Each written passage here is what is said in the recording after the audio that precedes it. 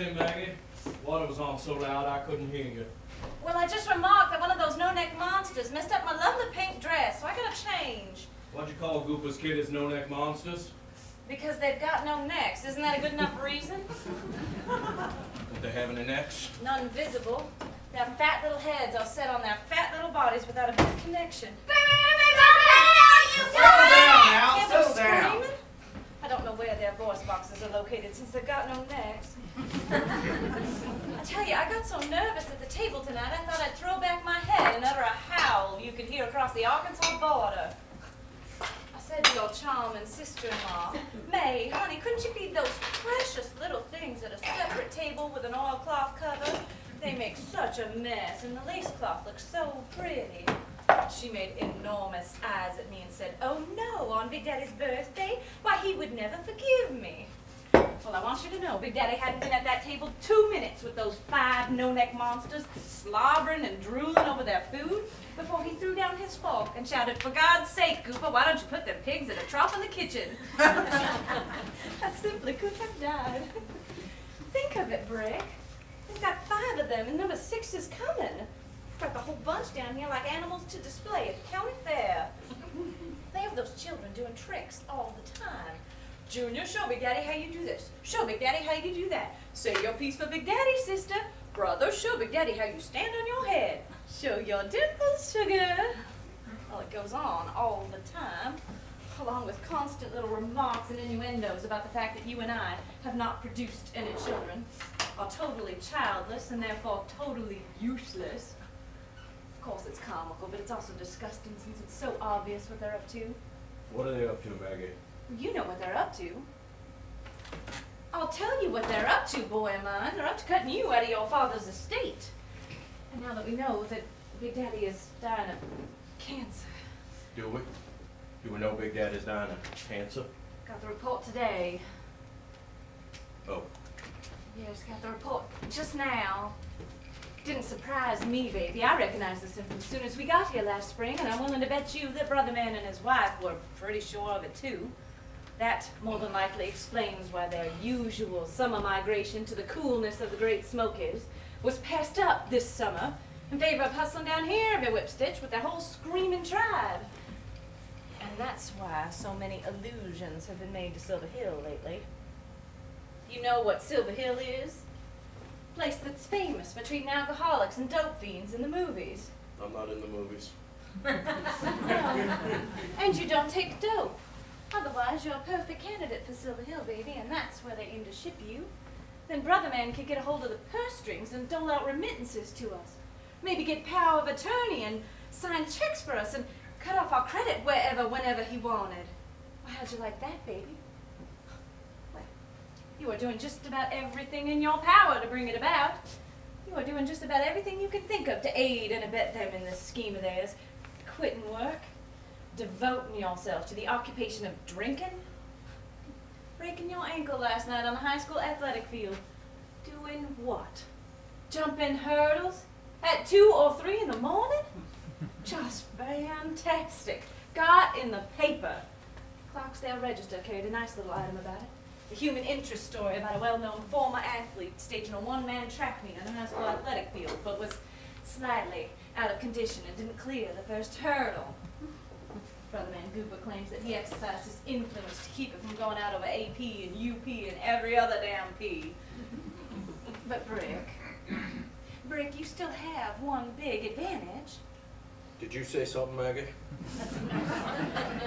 Big Daddy dotes on you, honey. And he can't stand Brother Man and Brother Man's wife, that monster of fertility. May, she's downright odious to him. Know how I know? By little expressions that flicker over his face when that woman is holding forth on one of her choice topics, such as how she refused twilight sleep when the twins were delivered, because she says that motherhood is an experience that a woman ought to experience fully in order to fully appreciate the wonder and beauty of it. And how she made Brother Man stand beside her in the delivery room so that he would not miss out on the wonder and beauty of it either, producing those no-neck monsters. Big Daddy shares my attitude towards those two. And as for me, I give him a laugh every now and then, and he tolerates me. In fact, I sometimes suspect that Big Daddy harbors a little unconscious lech for me. What makes you think Big Daddy has a lech for you? Well, he always drops his eyes down my body when I'm talking to him. Drops his eyes to my boobs and licks his old chops. That kind of talk is disgusting. Did anyone ever tell you that you're an ass-aching Puritan brick? I think it's mighty fine that that old fella on the doorstep of death still takes in my shape with what I think is deserved appreciation. Yes, sir. You should have been at that supper table. You know Big Daddy, bless his old sweet soul. He is the dearest old thing in the world, but he does hunch over his food as though he preferred not to notice anything else. Well, me and Gooper were side by side at that table directly across from Big Daddy, watching his face like hawks while they jawed and jabbered over the cuteness and brilliance of the no-neck monsters. And the no-neck monsters were ranged around the table, some in high chairs, some on the books of knowledge, all of them in fancy little paper caps in honor of Big Daddy's birthday. And all through dinner, well, I want you to know, Brother Man and his wife never once, for one moment, stopped exchanging little pokes and pinches and kicks and signs and signals. Even Big Mama, bless her old sweet soul, she isn't the quickest and brightest thing in the world. She finally noticed at last and said, "Gooper, what are you and May making all these signs at each other about?" I swear to God, I nearly choked on my chicken. What? Nothing. You know, your brother Gooper still cherishes the illusion that he took a giant step up on the social ladder when he married Miss May Flynn of the Memphis Flynns. But I have a piece of Spanish news for Gooper. The Flynns never had a thing in this world but money. They lost that. They were nothing at all but fairly successful climbers. Of course, May Flynn made her debut in Memphis 8 years before I made my debut in Nashville. But I had friends at Ward Belmont who came from Memphis, and I used to go see them, and they used to come see me for Christmas and spring vacations, so I know who rates and who doesn't rate in Memphis society. You know old Papa Flynn? He barely escaped doing time in the federal pen for shady manipulations on the stock market when his chain stores crashed. And as for May, having been a Cotton Carnival queen, as they remind us of so often, lest we forget, that's one honor I don't envy her for. Sit on a brass throne on a tacky float and ride down Main Street, smiling and bowing and blowing kisses to all the trash on the street. Well, year before last, when Susan McFeeters was singled out for that honor, you know what happened to her? Do you know what happened to poor little Susie McFeeters? No, what happened to Susie McFeeters? Somebody spit tobacco juice right in her face. Somebody spit tobacco juice in her face. That's right. Some old drunk leaned out of a window at the Hotel Gayoso and shouted, "Hey, hey, hey there, Queenie!" Well, poor Susie looked up and flashed him a radiant smile, and he shot a squirt of tobacco juice right in poor Susie's face. Well, what do you know about that? What do I know about it? I was there. I saw it. Must have been kind of funny. Oh, Susie didn't think so. Had hysterics. Screamed like a banshee. They had to stop the parade and remove her. Why were you looking at me like that? Like what, Maggie? The way you were looking at me just now, before I caught your eye in the mirror and you started to whistle. I don't know how to describe it, but it froze my blood. I've caught you looking at me like that so often lately. What are you thinking of when you look at me like that? I wasn't conscious of looking at you, Maggie. Oh, I was conscious of it. What were you thinking? I don't remember thinking of anything. Don't you think I know that? Don't you think I know that? Know what, Maggie? That I've gone through this hideous transformation. Become hard, frantic, cruel. That's what you've been observing in me lately. How could you help but observe it? That's all right. I'm not thin-skinned anymore. Can't afford to be thin-skinned anymore. But Brick, Did you say something? I was gonna say something, that I get lonely. Very. Everybody gets that. Living alone with someone you love can be lonelier than living entirely alone. If the one you love doesn't love you. Would you like to live alone, Maggie? No, God, I wouldn't. Did you have a nice shower? Uh-huh. Was the water cool? But it made you feel fresh, huh? Fresher. I know something that would make you feel much fresher. What's that? An alcohol rub. Or cologne. A rub with cologne. That's good for when you've been working out, Maggie, but I haven't been working out. You've kept in good shape, though. You think so, Maggie? I always thought that drinking men lost their looks, but I was plainly mistaken. Why, thank you, Maggie. You're the only drinking man I know that it never seems to put fat on. I'm getting softer, Maggie.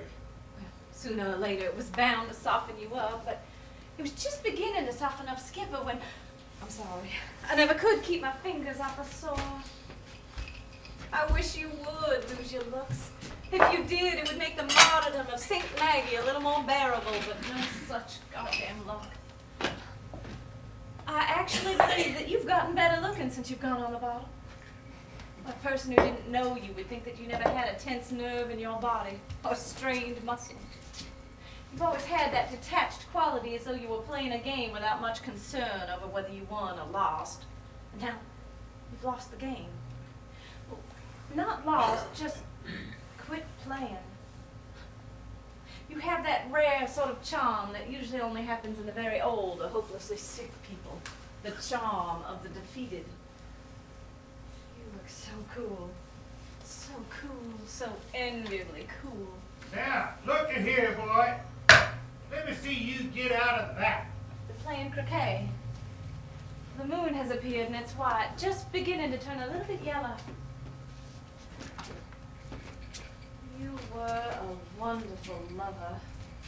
Such a wonderful person to go to bed with. And I think mostly because you were really indifferent to it, isn't that right? Never had any anxiety about it, did it? Slowly, easily, naturally, with absolute confidence and perfect calm. More like opening a door for a lady or seating her at a table than expressing any longing for her. Your indifference made you wonderful at lovemaking. Strange, but... Oh, that is You so know, beauty. if I thought that you would never make love to me again, I would go downstairs to the kitchen and pick out the longest and sharpest knife I could find and stick it straight into my heart. I swear that I would. Watch out now. You And don't later miss tonight, it. I'm going to tell you that I love you. And maybe by that time, you'll be drunk enough to believe me. You're too slippery for me. Yes. They're playing croquet. Big Daddy is dying of cancer. What were you thinking of when I caught you looking at me like that? Were you thinking of Skipper? Oh, excuse me. Forgive me, but laws of silence don't work. No, laws of silence don't work. When something is festering in your memory or your imagination, laws of silence don't work. It's just like shutting a door and locking it on a house on fire in hopes of forgetting that the house is burning. But not facing a fire doesn't put it out.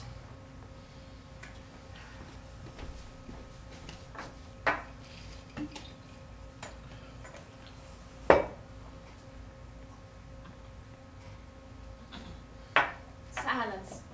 Silence about a thing just magnifies it. It grows and festers, becomes malignant.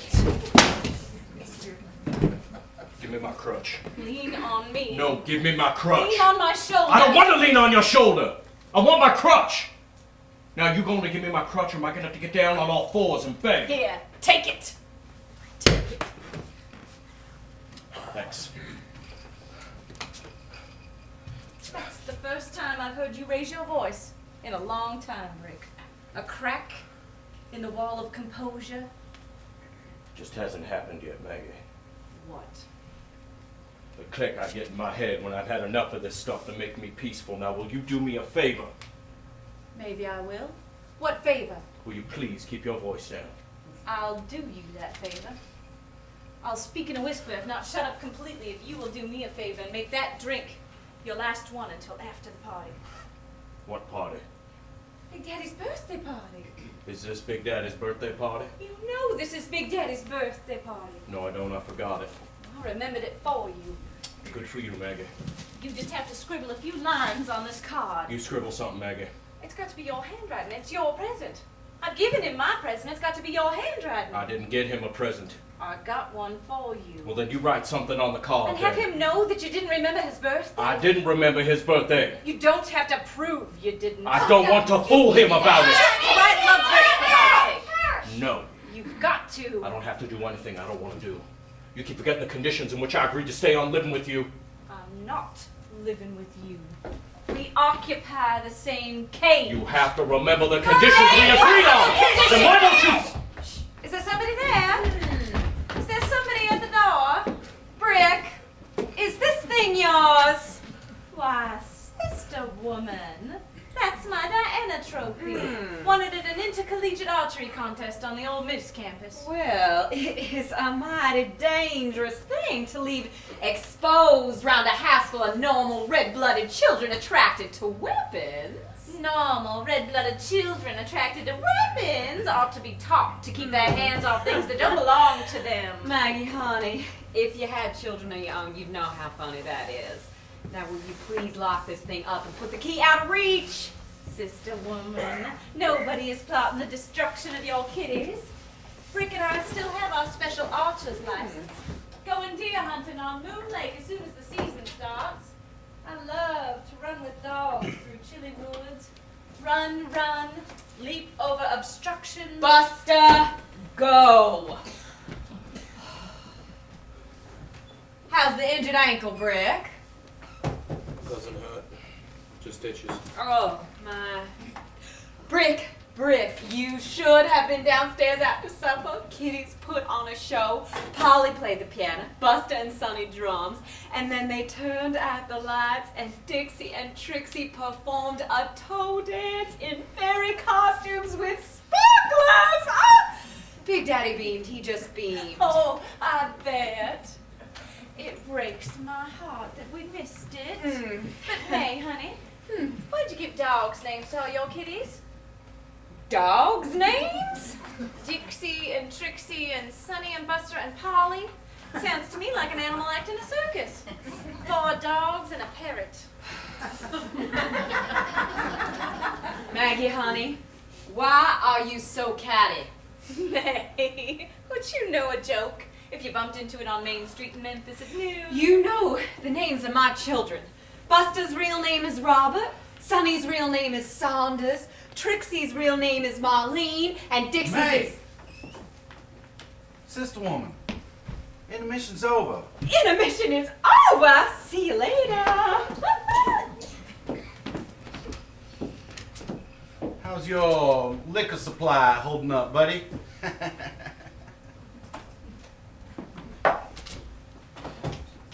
I wonder what Dixie's real name is. Maggie, why are you so catty? I don't know. Why am I so catty? Because I'm consumed with envy and eaten up with longing. Brick, I'm gonna lay out your beautiful shantung silk suit from Rome and one of your monogrammed silk shirts. I'll put your cufflinks in it, those lovely star sapphires that I get you to wear so rarely. Maggie, I can't get trousers on over this cast. Yes, you can. I'll help you. I'm not going to get dressed, Maggie. Will you just put on a pair of pajamas? Yes, I'll do that. Thank you. Thank you so much. Don't mention it. Brick. Brick, how long does this have to go on? This punishment? Haven't I done time enough? Haven't I served my term? Can't I apply for a pardon? Maggie, lately your voice sounds like you've been running upstairs to warn everybody that the house is on fire. No wonder. No wonder. You know what I feel like, Brick? I feel all the time like a cat on a hot tin roof. Then jump off the roof, Maggie. Jump off it. Cats jump off roofs all the time and land on their 4 feet uninjured. Oh, yes. Do it, for God's sake. Do what? Take a lover. I can't see a man but you. Even with my eyes closed, I just see you. Why don't you get ugly, Brick? Why don't you please get fat or ugly or something so that I can stand it? Brick? Brick! The concert is still going on. Bravo! No next. Bravo! Brick? Maggie, what you locked that door for? To give me a little privacy for a while. You know better, Maggie. No, I don't know better. Don't make a fool of yourself. I don't mind making a fool of myself over you. I mind. I feel embarrassed for you. Feel embarrassed, but don't continue my torture. I can't live on and on under these circumstances. You said you would accept the No, conditions. I can't. I can't. Son! What is it, Big Mama? Oh, son! We just got the most wonderful news about Big Daddy, and I rushed right up to tape it. Hey! What's this door doing locked for? You don't think there's robbers in the house? Big Mama, Brick's dressing. He's not dressed yet. Oh, that's all right. Won't be the first time I see Brick not dressed. Come on, open this door. Big Mama? Where's Brick? Oh, hurry on out, son. I just got a second. I want to give you the news about Big Daddy. I hate locked doors in a house. I've noticed you do, Big Mama, but people have to have some moments of privacy, don't they? No, ma'am, not in my house. Oh, what'd you take off that little pink dress for? Oh, I thought that pink dress was so sweet on you. I thought it looked sweet on me too, but one of my cute little table partners used it for a napkin, so I had to come up here. So what? You know, Big Mama, me and Goop are so touchy about those children. Thank you, Big Mama.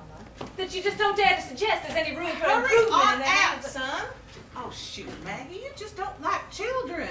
I do so like children, adore them. Well brought up. Oh, well, why don't you have some? And bring them up well, then, instead of all the time picking on Goopies and Mays. Hey, Big Mama. What's in here got to go? Waiting to tell you goodbye. Oh, tell them to hold their horses. I'll be down in a jiffy. Yes, ma'am. Oh, son. Son, can you hear me in there? Yes, Big Mama. We just got the full report from the laboratory at the Oxner Clinic. Completely negative, son. Everything negative. Right on down the line. There is nothing at all wrong with him but a little functional thing called a spastic colon. Can you hear me, son? He can hear you, Big Mama. Well, why don't he say something? God almighty, a piece of news like that should make him shout. Make me shout, I can tell you. I shouted and sobbed and I fell right down on my knees. Look, see the bruises where I hit my kneecaps? Oh, it took both doctors to hold me back on my feet. Oh, Big Daddy was furious with me, but ain't that wonderful news? Oh, after all the anxiety we've been having to get a report like that on Big Daddy's birthday. Oh, he tried to hide what a load that news took off his mind, but I can tell he was mighty close to crying Big about Mama! himself. Oh, hold those people down there. Don't let them go. Mama President. It's Memphis, Miss Ida. It's Miss Sally in Memphis. I gotta go shout at that old deaf fool on the phone. All right, Sookie. Now, Brick, get dressed. We're all coming up to celebrate Big Dad's birthday party in this room because of your ankle. Does it hurt much still? I'm afraid I can't give you that information, Big Mama. You'll have to ask Brick if it hurts much still or not.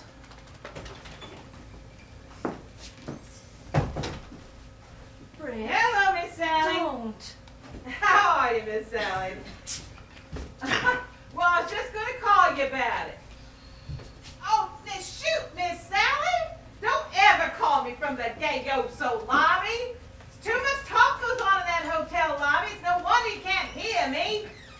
Now listen, Miss Sally. We got the report just now. And there's nothing serious wrong but a thing called a spastic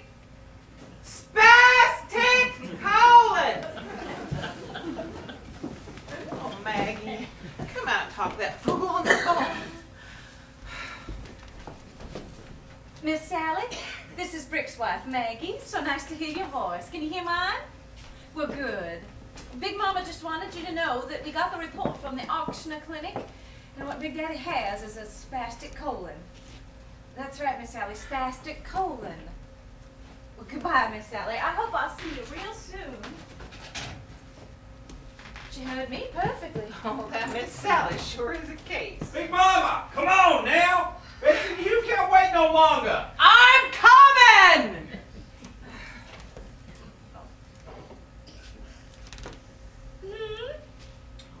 Don't play so dumb.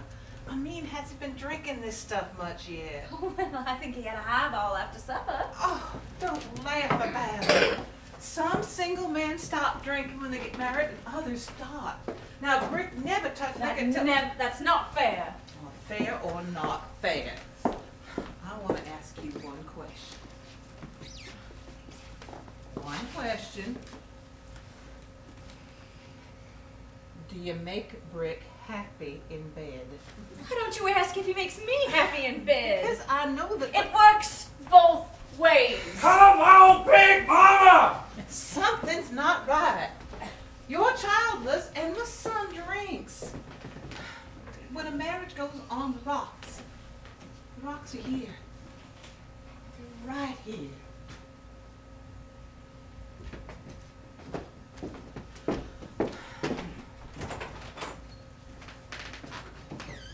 That's not fair.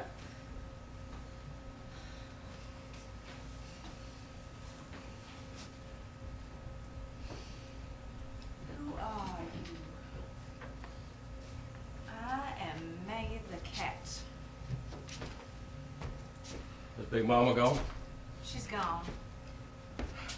You know, our sex life didn't just peter out in the usual way. No, it was cut off short, long before the natural time for it to. It's gonna revive again, just as sudden as that. I'm confident of it. That's what I'm keeping myself attractive for. For the time that you'll see me again, like other men see me. Yes, like other men see me, Brick. They still see me, and they like what they see. Look how high my body stays on me. Nothing has fallen on me, not a fraction.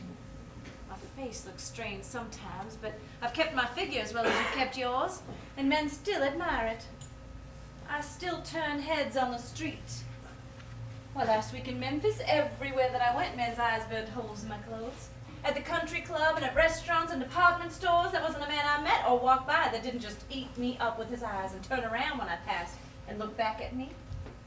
Why, at Alice's party for her New York cousins, the best-looking man in the crowd followed me upstairs and tried to force his way into the powder room with me.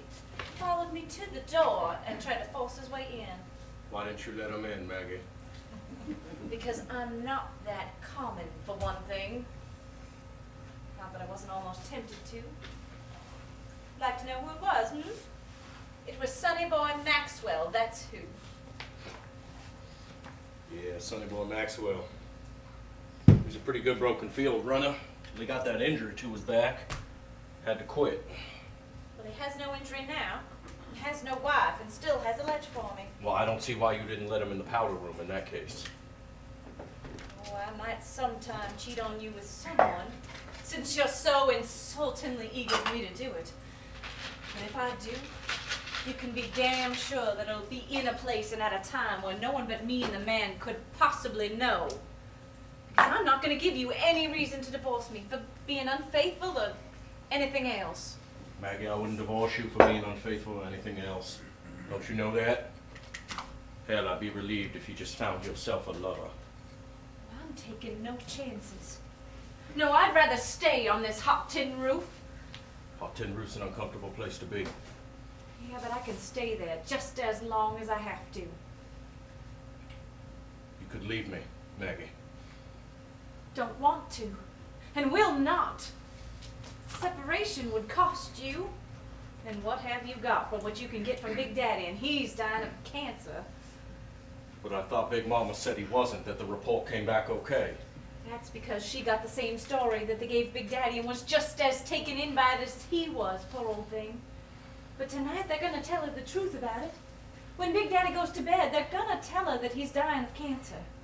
It's malignant, and it's hopeless. Does Big Daddy know it? Hell, do they ever know it? Nobody says you're dying. You have to fool them. They have to fool themselves. So this is Big Daddy's last birthday. And you know something, Brick? Big Daddy has no will. He never made out any will in his entire life, and that's why May and Gooper have launched their campaign to impress him as forcibly as they can with the fact that you drink. And I've borne no children. Brick, you know I've been so goddamn disgustingly poor all my life. That's the truth, Brick. I never said it wasn't, Maggie. I always had to suck up to people I couldn't stand because they had money and I was poor as Job's turkey. You don't know what that's like. Well, I'll tell you. It's like you would feel 1,000 miles away from Echo Spring and you had to get back to it on that broken ankle of yours without a crutch. That's what it feels like to be as poor as Job's turkey and have to suck up to relatives you hated because they had money and all you had was a bunch of hand-me-down clothes and a few old, molded 3% government bonds. My daddy loved his liquor. He fell in love with his liquor like you've fallen in love with Echo Spring. My poor mama, having to maintain some semblance of social position, to keep appearances up on an income of $150 a month on those old government bonds. The year I came out, the year I made my debut, I had just 2 evening dresses. One my mother made me from a pattern in Vogue, the other a hand-me-down from a snotty rich cousin I hated. The dress I married you in was my grandmother's wedding gown. You can be young without money, but you can't be old without it. Because to be old without it is just too awful. You got to be one or the other, either young or with money. You can't be old and without it. That's the truth, Brick. Well, now I'm dressed. All dressed. Nothing else for me to do. I'm dressed. All dressed. Nothing else for me to do. I know where I made my mistake. I thought a whole lot about it, and now I know when I made my mistake. Because I made my mistake when I told you the truth about that thing with Skipper. Never should have confessed it. Fatal error, telling you the truth about that thing with Skipper. Maggie, shut up about Skipper. You hear me? You got to shut up about Skipper! You gotta understand that Skipper and I were never... You don't think I'm serious? You're fooled by the fact that I am saying this quiet. What you're doing is a dangerous thing to do. You're doing something that nobody ought to do. This time, I'm gonna finish what I have to say to you, you superior creature, you godlike being. Yes, truth. Truth! What's so awful about it? I like it. It was Skipper that told me about it, not you. I told you. After he told me. Hey, little girl, I you go can't downstairs. stop You bring myself. everybody up here, all I right? go on telling you this You in hear front of me? them all. You do what I say. You bring everybody up here. Because it's got to be told, and you never let me. You had one of those beautiful, ideal things they tell about in the Greek legends. It couldn't be anything else, you being you. And that's what made it so sad. That's what made it so awful, because it was love that never could be carried through to anything satisfying or even talked about plainly. Maggie, you have got to stop this. Rick, I tell you, I do understand all about it. You got to believe me. I think it was noble. Can't you tell I'm sincere when I say I respect it? My only point, the only point that I'm making is that life has to be allowed to continue, even after the dream of life is all over. Do you want me to hit you with this crutch? Don't you know I could kill you with this crutch? Good Lord, man, do you think I'd care if you did? One man has one true good thing in his life. One good thing that's honest. I had friendship with Skipper, and you're naming it dirty. I'm not naming it dirty. I'm naming it clean. Not love with you, Maggie. Friendship with Skipper, and you're naming it dirty. But you haven't been listening. Not understood what I'm saying. I'm naming it so damn clean that it killed poor Skipper. You two had something that had to be kept on ice. Yes. Incorruptible. Yes. And death was the only icebox where you could keep it. Maggie, I married you, Maggie. Maggie, why would I marry you if... Let me finish. I know. Believe me, I know that it was only Skipper that harbored even any unconscious desire for anything not perfectly pure between you. You married me early that summer. We graduated out Old Miss. We were happy, weren't we? We were blissful, yes? In heaven together every time that we loved. But That fall, you and Skipper turned down wonderful offers of jobs in order to keep on being football heroes. Pro football heroes. You organized the Dixie Stars so that you could keep on being teammates forever. But something was not right with it. Me included, between you. Skipper began hitting the bottle. You got that spinal injury, couldn't play the Thanksgiving game in Chicago, had to watch it on TV from a traction bed in Toledo. I joined Skipper. The Dixie Stars lost because Skipper was drunk. We drank together that night, all night at the bar at the Blackstone, and when cold day was coming up over the lake and we came out drunk to take a dizzy look at it, I said, Skipper, stop loving my husband. I'll tell him. He's got to let you admit it to him, one way or the other. He slapped me hard in the mouth, then turned and ran without stopping once, all the way back to his room at the Blackstone. And that night, when I came to his room that night with a little scratch like a shy little mouse at the door, he made that pitiful, ineffectual little attempt to prove that what I said wasn't true. No. In this way, I destroyed him by telling him truth that his world in which he was born and raised in had taught him couldn't be told. From then on, Skipper was nothing at all but a receptacle for liquor and drugs. Who shot Cock Robin? I, with my merciful error. Brick, I'm not trying to whitewash my behavior. Christ, no, Brick, I'm not good. I don't know why people have to pretend to be good. Nobody's good. The rich or the well-to-do can afford to respect moral patterns, conventional moral patterns, but I never could afford to. Yeah, but I'm honest. Give me credit for just that, will you please? Born poor, raised poor, expect to die poor, unless I can manage to get us something out of what Big Daddy leaves when he dies of cancer. But Brick, Skipper is dead. I'm alive. Maggie the cat is alive. I'm alive. Alive! Alive! Bang! You back there, you little brat! Little children! Your mother or someone ought to teach you to knock at a door before you enter a room. Otherwise, people might think that you lack good breeding. What's Uncle Brick doing on the floor? I tried to kill your Aunt Maggie, but I failed and I fell. Give Uncle Brick his crutch, honey. He's a cripple. Broke his ankle last night jumping hurdles on the high school athletic field. Why were you jumping hurdles, Uncle Brick? Because I used to jump them. And people like to do things they used to be able to do, even if they can't do them no more. There you go. There's your answer. Now go away! Bang, bang, bang, bang, bang! Stop that, you monster! You're just jealous because you can't have babies.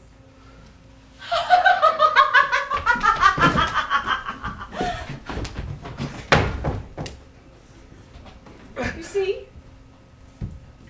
They gloat over us being childless, even in front of their no-neck monsters. Brick, I've been examined. I've been to a doctor in Memphis, and there's no reason that we can't have a child whenever we want one. Are you listening? Are you? Are you listening to me? Yes, Maggie. I hear you.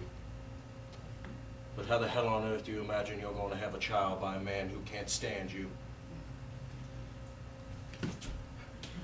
That is a problem that I will have to work out. No, we ain't staying Here there they long, I'll come. tell you now.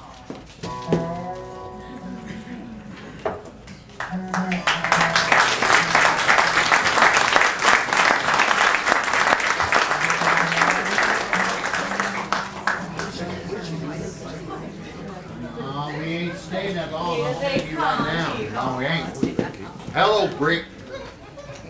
No, Big Daddy. Congratulations.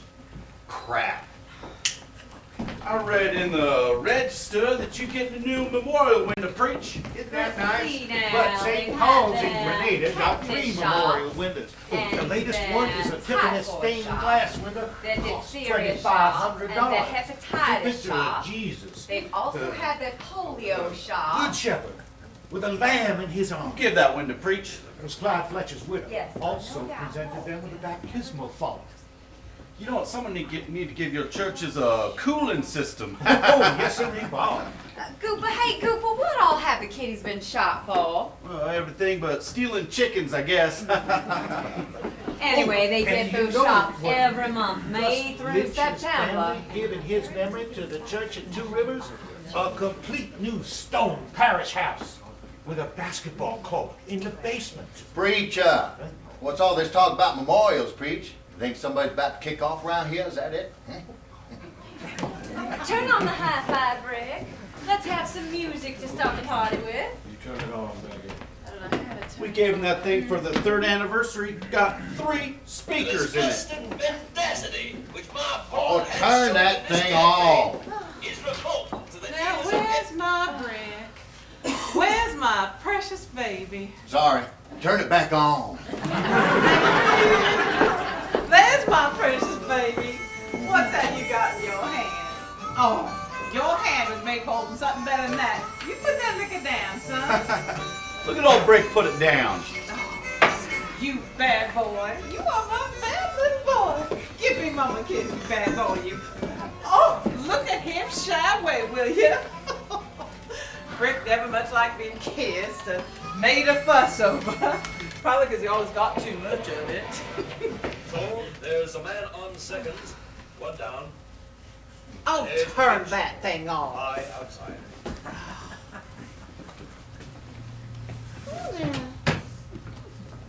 What am I doing sitting here for?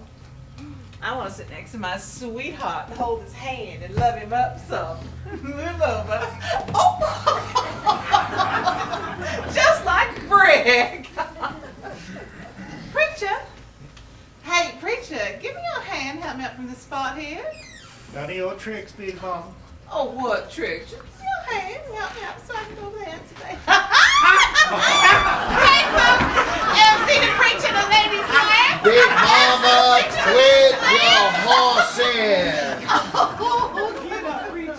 You caught my stroke, Big Mama. Happy birthday to you. Happy birthday to you. Happy birthday, Big Daddy. Happy birthday to you.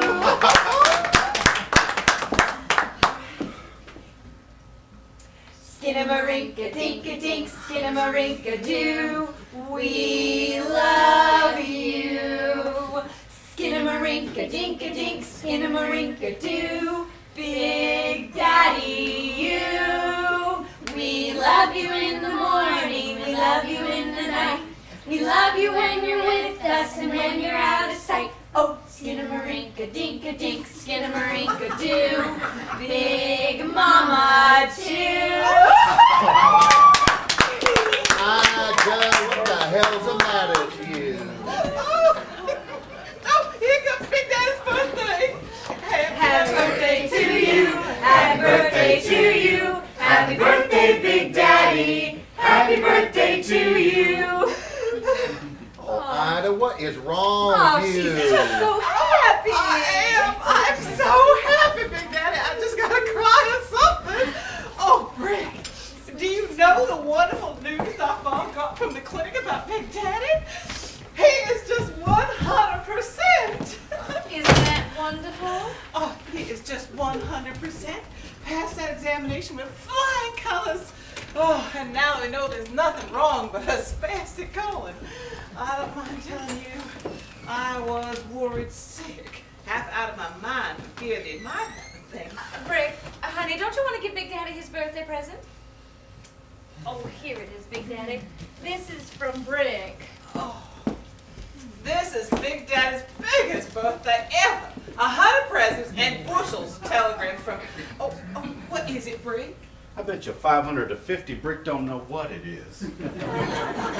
Half the fun of getting presents is not knowing now until you open the package. Open your present, Big Daddy. I'll open it yourself. I want to ask Brick something. Come here, Brick. Open it. Open it. Daddy's calling you, Brick. Tell Big Daddy I'm crippled. Well, I see you're crippled. I want to know how you got crippled. Oh, look. Oh, look, it's a cashmere robe. You sound surprised, Maggie. Well, I've never seen one before. That's funny. Ha! Why is it funny? Quiet. You bought it yourself at Lowenstein's in Memphis last Saturday. You know how I know? I said quiet. I know because the sales girl that sold it to you waited on me and said, "Oh, Mrs. Pollitt, your sister-in-law just bought a cashmere robe for your husband's father." Quiet! The stork and the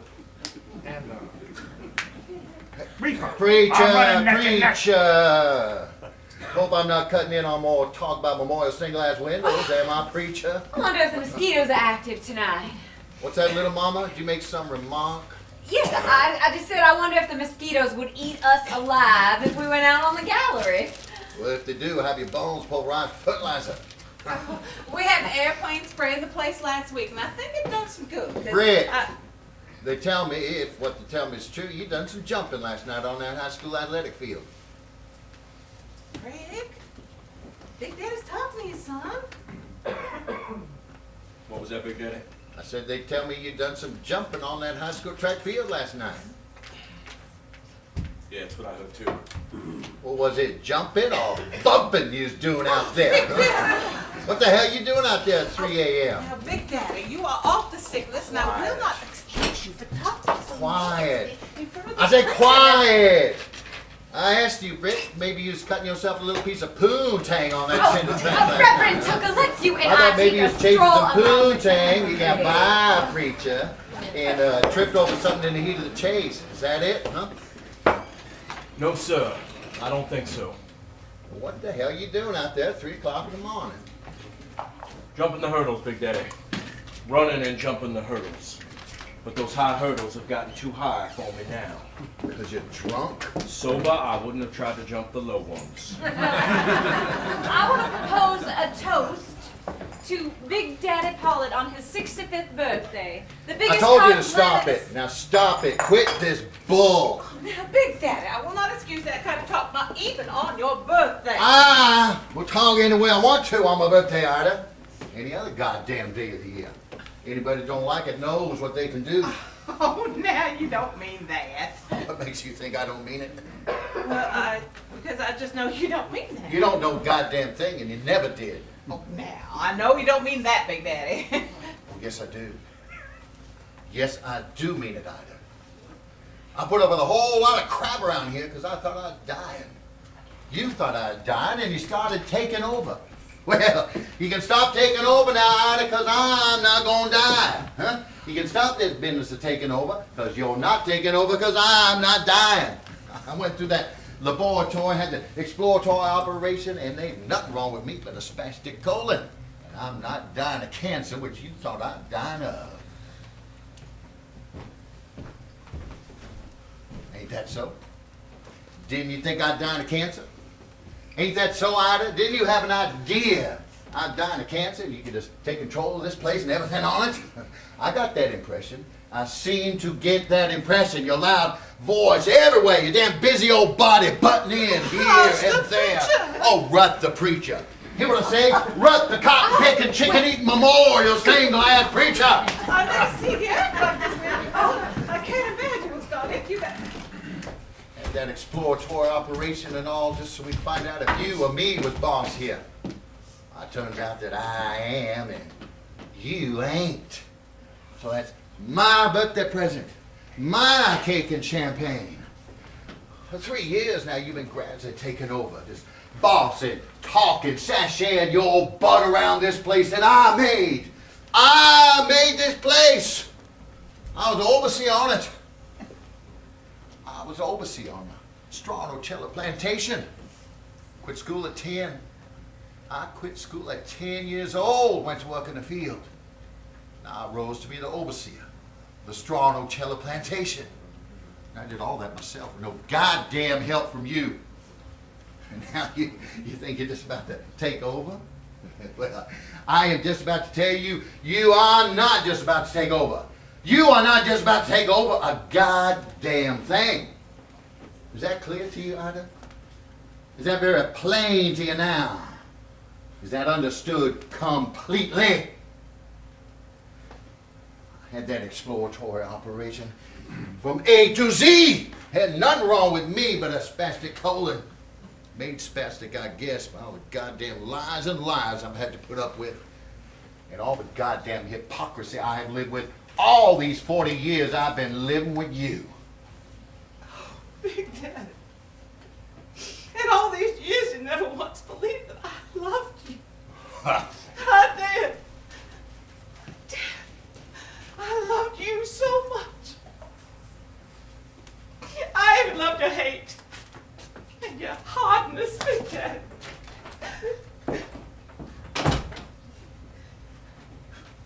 Wouldn't it be funny if that were true?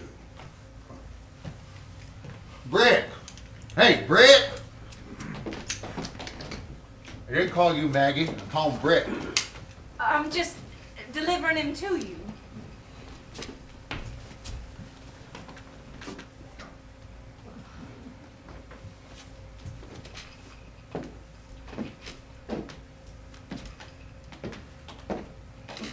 Why'd you do that? Do what, Big Daddy? Wipe her kiss off your mouth. I don't know. I wasn't conscious of it. That woman of yours got a better shape on her than Gooper's woman. Is that all the difference you notice? Differences in shape is pretty important. But don't you think there's a fundamental resemblance? I mean, kind of like the difference between a couple Plymouth Rocks and Rhode Island Reds. Sure, sure. But it's funny. What's funny? You and Gooper, in spite of being so different, pick out more or less the same type of woman. Well, we married into society, Big Daddy. Why they both have that same anxious look? Well, they're sitting on a big piece of land, Big Daddy. 28,000 acres is a mighty big piece of land, and they're squaring off on it. Each of them determined to knock off a bigger piece than the other when you let it go. I got surprised at them women. I ain't about to let it go yet for a long time. That's what they waiting for.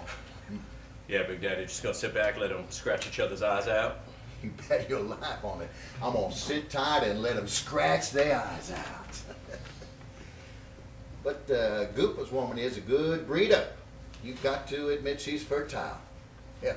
She had them all at the table tonight for supper. They had to put a couple extra leaves in that table to make room for them. She got 5 head now, another one coming. Yeah, number 6 coming. 6, hell, she'll probably drop a litter next time. May! Hey, May! Somebody out there. Gooper. Gooper. Do you want Gooper, Big Daddy? No, I don't want Gooper. And I don't want you. What I want is some privacy while I'm having a confidential talk with my son Brick. Now, it's too hot in here to close them doors, but if I have to close them rotten doors in order to have a private talk with my son Brick, you let me know and I'll close them. Because I hate eavesdroppers. I don't like any kind of sneaking and Wow, spying. Big Daddy, I didn't even... You stood on the wrong side of the moon and threw your shadow. I was just on You my way. was just nothing but spying and you know it. Oh, Big Daddy, you're so unkind for some reason to those that really love you. Oh, shut up. Shut up, shut up. I'm gonna move you and Gooper out of that room next to this. It's none of your goddamn business what goes on here at night between Brick and Maggie. Oh, Big You Daddy. listen at night like a couple of rotten peacock spies. You listen and you give reports back to Big Mama, and she says, they say such and so about what goes on here at night. Jesus, make me sick. I don't know what you're talking I am gonna move you and Gooper out of that room. I can't stand sneaking and spying. Makes me puke.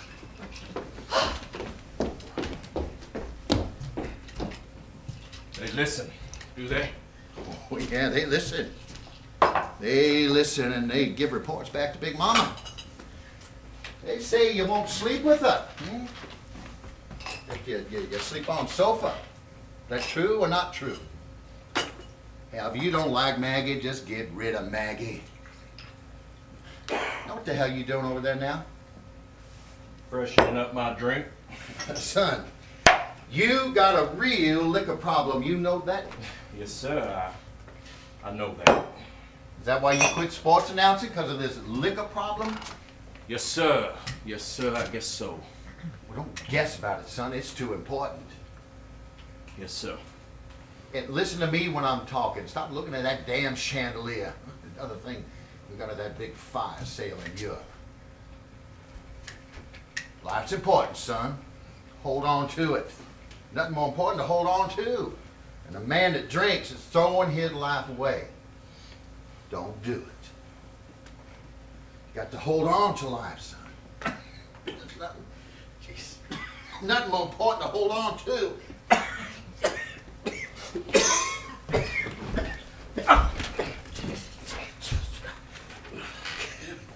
That cigar may be a little lightheaded.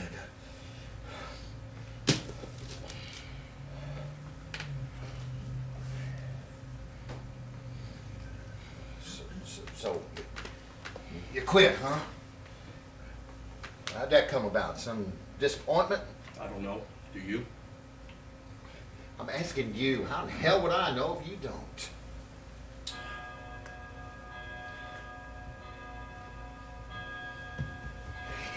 Why is it so damn hard for people to talk? That old clock makes some nice remarks about time. I like to listen to it all night. We got that clock summer we went to Europe, me and Big Mama, on that damn Cook's tour. Never had such a lousy time in my life. I'm telling you, son, they gouge your eyeballs out in their grand hotels, and Big Mama bought more stuff than you could haul in a couple of boxcars. That's no crap. Everywhere she went on this whirlwind tour, she bought. Half that stuff she bought still crated up and mildewing in the basement, underwater last spring. And Europe. It's nothing on earth but a great big auction. Bunch of old worn out places. It's all tis just one big fire sale. And Big Mama went wild in it. We couldn't hold that woman with the mules on us. Everywhere she went, she just bought. It's lucky I'm a rich man. Yes, sir, Bobby, lucky I'm a rich man. It sure is lucky. Well, I am a rich man, Brick. I'm a mighty rich man. You know how much I'm worth? Guess, Brick. Guess how much I'm worth. Well, close on 10 million in cash and blue chip stocks. Outside, mind you, are 28,000 acres of the richest land this side of the valley now. But a man can't buy his life with it. Man can't buy back his life with his life has been spent. That's one thing not offered in the Europe fire sale, or American markets, or any market on earth. Man can't buy back his life. Can't buy back his life when his life is finished. That's a sobering thought. A very sobering thought. That's a thought I'd turn it over in my head just over and over and over. Till today. I'm wiser and sadder, Brick, for this experience which I've just been through. And there's one thing else I remember in Europe. What's that, Big Daddy? Well, the hills around Barcelona and country of Spain, and the little children running over those bare hills in their bare skins, begging like starving dogs with howls and screeches. How fat the priests are in that country. So many of them, so fat, so pleasant. You know I could feed that country. I got money to feed that goddamn country. But the human animal is a selfish beast, and I don't imagine the money I tossed out to those starving children had more than paid to upholster chairs in this room. I would pay to put a new cover on this chair. I threw money at them like you scatter feed corn for chickens. Threw money at them just long enough to get rid of them so I could get in the car and drive away. And then in Morocco, you know them Arabs, prostitution starts at 4 or 5. That's no crap. Well, this one day in Marrakesh, that old walled Arab city, I sat on a broken down wall to have me a cigar. It was fearful hot out there. And this Arab woman, well, she stood in the road and looked at me till I was embarrassed. I mean, she stood stock still in the middle of the hot, dusty road and looked at me till I was embarrassed. But listen to this. She had a little girl with her, a little naked child with her, barely able to toddle. Well, after a while, she set this child on the ground, whispered something to her, give her a shove. This child came toward me, came toddling up to me. I mean, barely able to walk. Jesus, it made me sick to think of this. This child stuck out his hand and tried to unbutton my trousers. He's not yet 5 years old. You believe me, or you think I'm making this up? Huh? Well, I went back to that hotel. I said, Big Mama, you get packed. We are clearing out this country. Big Daddy, you sure on a talking jag The tonight. human animal is a selfish beast that dies. In fact, he's dying. Don't give him pity for others. No, sir. It sure Give me my don't. crutch. Did you say something? Yes, sir. What? Give me my crutch so I can get up. Now, where you going? I'm gonna take a short trip to Echo Spring. Echo Spring. Liquor cabinet. Yeah, boy, that's how it is. Human animal is a beast that dies. If he's got money, he buys and buys and buys. And I think main reason he buys everything he can buy, somewhere in the back of his head, he's got the crazy hope. One of his purchases will be life everlasting, which it never can be. You hear me? Big Daddy, you sure are shooting the breeze here tonight. I've been quiet here a lot lately. Spoke not a word. Just sat, stared into space. I had something heavy weighing on my mind. Tonight that shadow was lifted. That's why I'm talking, son. The sky look different to me now. You know what I like to hear most? What? Solid, quiet. Pure, unbroken, quiet. Why? Because it's more peaceful. Plenty of time for that soon enough in the grave. Are you through talking to me? Now, why are you so anxious to shut me up? Well, sir, every so often you come to me and you say, Brick, I want to have a talk with you, but it never materializes. I mean, sure, you gas about this and that, and I look like I listen. I try to look like I listen, but I don't listen. Not much. Big Daddy, communication between two people is very difficult, and somehow between you and me, it just does not happen.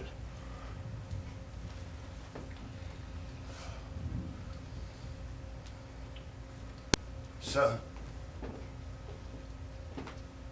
you ever been scared? I mean, felt downright terror or something. I thought I had it. I thought the old man made out of bones if they this cold and had a hand on my shoulder. Well, you sure kept a tight mouth about it, Big Daddy. A pig squeals. Man keeps a tight mouth about it. In spite of a man not having a pig's advantage. What advantage is that? Ignorance of mortality is a comfort. Man don't have that comfort. He's the only living thing that conceives of death, knows what it is. Others, they go without knowing. So a pig squeals. A man keep a tight mouth about it. I wonder if, What's that, Big Daddy? well, if a whiskey highball will injure this spastic condition. No, sir. I think it'd do it good. Can't tell you, boy, the sky is open. It's open again, boy. It is open. You feel better, Big Daddy. Better? Hell, I can breathe.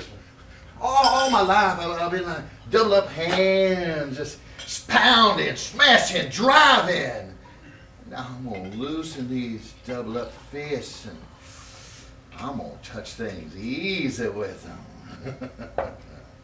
You know what I'm contemplating? No, sir. What are you contemplating? Pleasure. Pleasure with women. I'll tell you something maybe you did not guess. I still have desire for women. It's my 65th birthday. Why, Big Daddy, that's mighty remarkable. Remarkable? Admirable. Goddamn right it is. Remarkable and admirable both. I realize now I never have me enough of it. I let many chances slip by because of scruples about it. Scruples, conventions, crap. All that stuff is bull. Took the shadow of death for me to see it. Now that shadow's lifted, well, I'm gonna cut loose and have, what did they call it? I'm gonna have me a ball. A ball, huh? Right. A ball. A ball. I slept with Big Mama till what, 5 years ago? I was 60, she was 58, and I never even liked her. Never did. Don't you men hear that phone ring? Well, I heard it way out on the gallery. Big Mama, there's 5 other rooms you could go through to get to that phone. Why you got to come and go through this one? I tell you, when Big Mama leaves the room, I can't remember what she looks like. When she comes back into a room, boy, I see what she looks like, and I wish I didn't. Now, where are you going? Out for a breather. Not yet, you ain't. You stay here till this talk is finished. I thought this talk was finished, Big Daddy. It ain't even begun. I just want to feel the river breeze. You are a caution, Miss You come back Sally. in here. Well, you didn't My give mistake. me a chance to Excuse me. explain. Jesus, she talking to my old maid sister again. Yes, Miss Sally. Well, you come and visit real soon, Miss Sally. Big Daddy's dying to see you. Bull! Yes. Goodbye, Miss Sally. Oh, Big Daddy, that was Miss Sally on the phone. She called her doctor in Memphis, get him to tell her what that spastic thing is. And she called back to have, hey, let me in. No, I ain't. I told you not to come and go through this room. You just go back round to the other end of the gallery, go through them other 5 rooms. I'm in here trying to have a... Big Daddy. Oh, you didn't mean those things you said to me. Oh, sweetheart. You didn't mean those awful things you said. I know you didn't. I know you didn't mean them in your heart.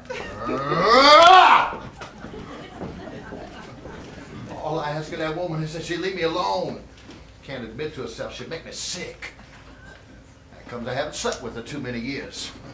Should have quit a long time ago. But that old woman never got enough of it. I was good in bed too. Never should have wasted so much of it on her.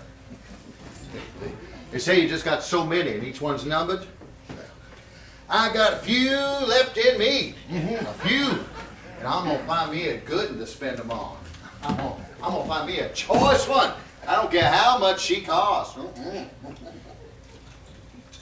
I'm gonna smother her minks. I'm gonna strip her naked, smother her minks, and choke her with diamonds. I'm gonna strip her naked, choke her with diamonds, smother her in minks, and run her from Jackson to Memphis non-stop. Son, I am happy. I am happy.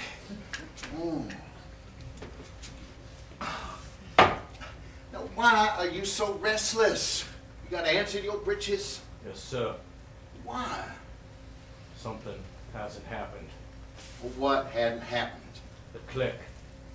Did you say click? Yes, click. What click? It's click I get in my head that makes me peaceful. I don't know what the hell you're talking about, but it disturbs me. It's just a mechanical thing, Big Daddy. What is a mechanical thing? It's click I get in my head that makes me peaceful. I gotta drink till I get it. I don't know. It's something like a Like a what? It's like a click. Switching off in my head. Turns the hot light off and the cool light on. And all of a sudden, there's peace. Jesus. No, it's gotten that bad with you, boy. You're alcoholic. That's the truth, Big Daddy. I'm alcoholic. Shows how I let things go. I gotta drink till I feel this click in my head. Usually happens sooner than this, sometimes as early as noon, but today it's dilatory. I just haven't gotten the right amount of alcohol in my bloodstream yet. I'm expecting the shadow of death made me blind.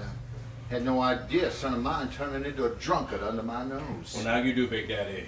The news has penetrated. Yes, now I do. The news has penetrated. So if you'll excuse me... No, I will not excuse you. I better sit down till I feel this click in my head. It's just a mechanical thing, but I don't feel it unless I'm alone or talking to no one. Well, you got a long, long time to sit and talk to no one. Right now you're talking to me. At least I'm talking to you. You'll sit there and listen until I tell you the conversation is over. But this conversation is like all the others we've ever had in our lives, Big Daddy. It's nowhere. Nowhere. It's painful, Big Daddy. All right, then you let it be painful. I can hop on one foot, and if I fall, I'll crawl. You ain't careful, you're gonna crawl right off this plantation. Then by Jesus, you'll be hustling your drinks on Skid Row. That'll happen, Big Daddy. No, it won't. You're my son, now I'm gonna straighten you out. Now that I'm straightened out, I'm gonna straighten you out. Yeah? Stay there, you son of a bitch, till I say go. I can't. You sure in hell will, goddamn. I can't! You talk, we talk in circles. It goes nowhere, Big Daddy. You say you want to talk to me, but you don't have a damn thing to say to me. Nothing to say to you. I tell you, I'm gonna live when I thought I was dying. Oh, that. Is that all you have to say to me? Son of a bitch. Well, ain't that important? So you said that, now that's it. Stay there. You're all balled up. I ain't balled up. You are! You're balled Tell up! me what I am, you drunken whelp. I want you to know that I am back in the driver's seat now. Big Daddy, why are you shouting so What the hell you want in here, Big Mama? Big Daddy, why are you shouting? I can't stay. Ah! Get the hell out of here! No, you leave him alone! Ah!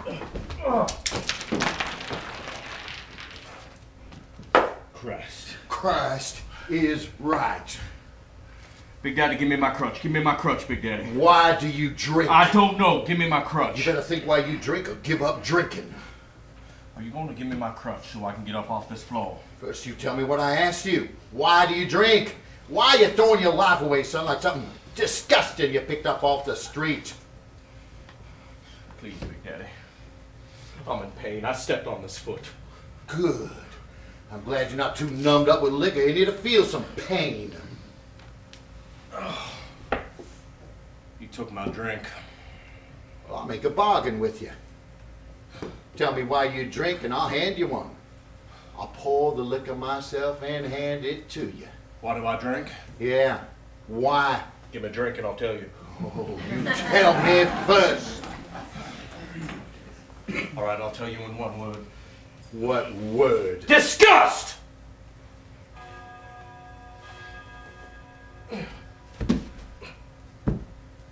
How about that drink? Disgust with what? You got to tell me that first, otherwise being disgusted don't make no sense. Give me my crutch. Tell me what I asked you first. I told you I said to kill my disgust! Disgust with what? You'd have a hard bargain.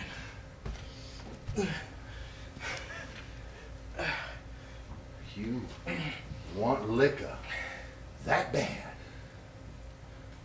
Yes, sir. I want it that bad.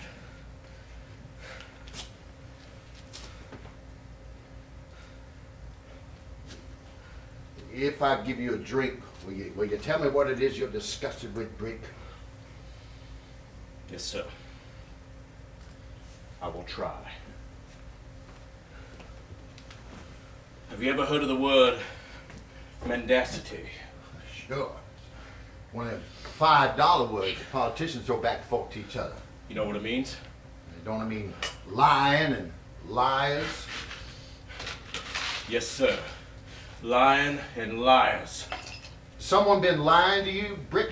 We want Big Daddy, we want Big Daddy, we want Big Daddy. Daddy, we want Big Daddy. kitties we are shouting for you out here. want Big Daddy, Keep we out, want Gooper. Big Daddy, we want Big Excuse Daddy, me. we want Big Daddy, we want.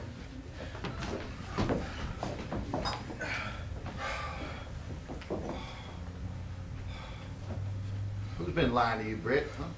Has Margaret been lying to you? Your wife been lying to you about something? No, sir, not her. It wouldn't matter. Well, who then? And what about? No one person and no one lie. Well, what then? About what? Who? The whole thing. Why are you rubbing your head? Got a headache? No, sir, I'm just trying to think. To concentrate, but you can't, because your brain's all soaked through with liquor. Is that the trouble? Wet brain? What the hell you know about this mendacity thing anyway? I could write a book on it. I could write a goddamn book on it. I could write a goddamn book on it and still not cover the subject anywhere near enough. All the lies I got to put up with. Pretenses, ain't that mendacity? Having to pretend stuff you don't think or feel or know anything about. Having, for instance, to act like I care for Big Mama. And not been able to stand the sight and the sound and the smell of that woman for 40 years. Church bores the bejesus out of me. But I go and I sit and I listen to that damn fool preacher. Clubs, Elks, Mason, Rotary. But you, I do like for some reason. Always had some kind of real feeling for him. Respect. Affection. Don't know why. Always have. Hell, I live with mendacity. Why the hell can't you live with it? You got to live with it. There ain't nothing else to live with except mendacity, is there? Yes, sir, there is one thing you can live with. What? This. That ain't living, son. That's dodging away from life. I want to dodge away from it.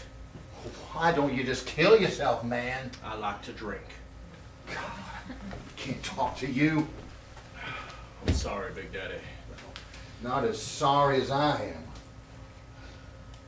I'll tell you something. A little while back, when I thought my number was up, before I found out it was just this spastic colon, I was thinking about you. Should I, or should I not, if the jig is up, give you this place when I go? I hate Gooper and 5 screaming monkeys like parrots in a jungle. And that bitch May. Why should I turn over 28,000 acres of the richest land this side of the Valley Nile to not my kind? But why, on the other hand, Brick, should I subsidize a damn fool on bottle? Liked or not liked. Maybe even loved. Why should I do that, Brick? Subsidize worthless behavior, rot, corruption. Well, this, I will tell you frankly, didn't make up my mind at all on that question. Still to this day, I ain't made out no will. And now, I don't have to. The pressure is gone. I will just wait and see if you pull yourself together or if you don't. That's right, Big Daddy. Sound like you think I'm kidding. No, sir. I know you're not kidding. But you don't care? No, sir. I don't care. Wait, Brick. Let's not end this talk like all them other talks. We've just talked around things. I mean, always just talked around things for some rotten reason. I don't know why. It's like something was left unspoken, something avoided, because neither one of us was honest enough with I never lied to you, Big Daddy. What, did I? To you? No, sir. Then there's at least 2 people who never lied to each other. Yes, but we never talked to each other. Well, we can. Now. Big Daddy, there just don't seem to be anything left to say. You say you drink to kill your disgust with lying. You said to give you a reason. Is drinking the only thing that'll kill this disgust? Now? Yes. But not once, huh? Not when I was still young and believing. A drinking man is someone who wants to forget he isn't still young and believing. Believing what?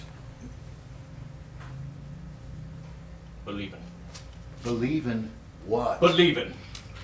I don't know what the hell you mean by believing. I don't think you know what you mean by believing. If you still got sports in your blood, well, go back to announcing. Sit in a glass box, watching games I can't play, describing what I can't do while other players do it, sweating out their disgust and confusion in contests I'm not fit for, drinking a Coke, half bourbon, just so I can stand it. No damn good anymore, Big Daddy.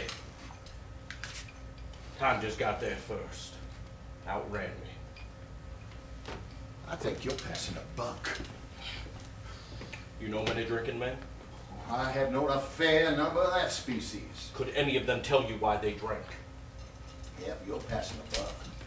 You're passing the buck to things like time, disgust with mendacity, crap. You gotta use language like that to sell something that 9 proof bull, and I ain't buying any. I had to give you a reason to get a drink. What did you say? I said I had to give you a reason to get a drink. You started drinking when your friend Skipper died. What are you suggesting? I'm suggesting nothing. The main Gooper said there was something not right. Not right? Well, not exactly normal in your friendship with him. Oh, was that their suggestion? I thought that was Maggie's suggestion. Who else's suggestion was it? Was it yours? No, How many other suggestions hold did Skipper on. and You I- know, I bummed around this country, son. What the hell does that have to do with I it? knocked around this country for a long time. Who else's suggestion? Slept Whose in else's poco suggestion was it? jungles and wires and flop houses all over You this think so country. too? You call me your son and a queer! Preacher, what are you looking for, preacher? The gentleman's lavatory? You go out down the other end of the gallery, Reverend. Use the bathroom connected to my bedroom. If you can't find it, ask him where it is. Thanks.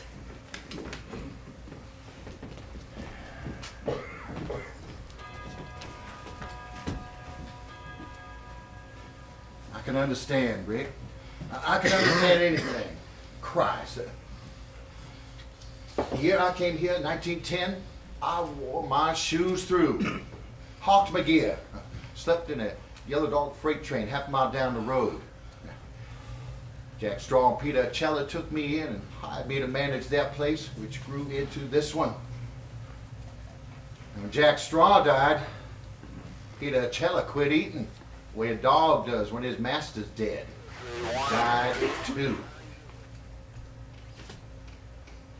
Christ. I'm just saying I understand. Skipper is dead. I have not quit eating. No, but you started drinking. You think so too? You think so too? You think Skipper and me did sodomy together? Is that what Now, you think, hold huh? on, that's That not Skipper what and I I'm did saying. dirty things between Now, us? who are you Is that what you think shouting? of Skipper? Hold on. Who are Huh? you shouting Oh, at you back think there? Skipper and I were a pair of Why dirty are you old saying man? so? I don't think Straw? I don't know. Ochilla? Now, A couple just of ducking minute. sissies? That is not what I'm Queers? saying. Is that what I you don't think? know. Ah! Jesus, yeah. Take my hand. I don't want your hand. I want yours. Get up. Jesus, you're sweating, panting like I run a mile. You shocked me, Big Daddy. You shocked me. Talking so casually about a thing like that. Don't you know how people feel about a thing like that? How disgusted they are by a thing like that?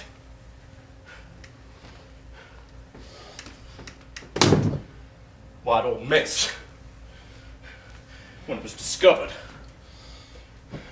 that a pledge in our fraternity, Skipper and mine, attempted to do an unnatural thing like that, well, we not only dropped him like a hot rock, but we told him to get off campus.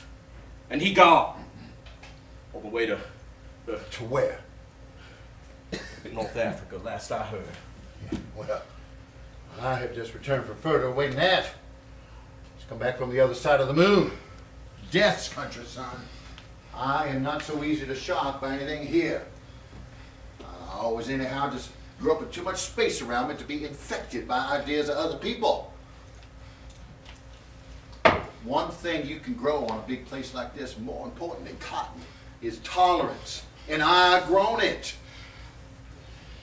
Why can't exceptional friendship, real deep friendship be respected as something clean and decent without it being thought of as fairies? They can. It is. Now, for Christ's sake, I told May and... Oh, hell to May and Gooper. Hell to all dirty lies and liars. Skip and I had a clean thing between us.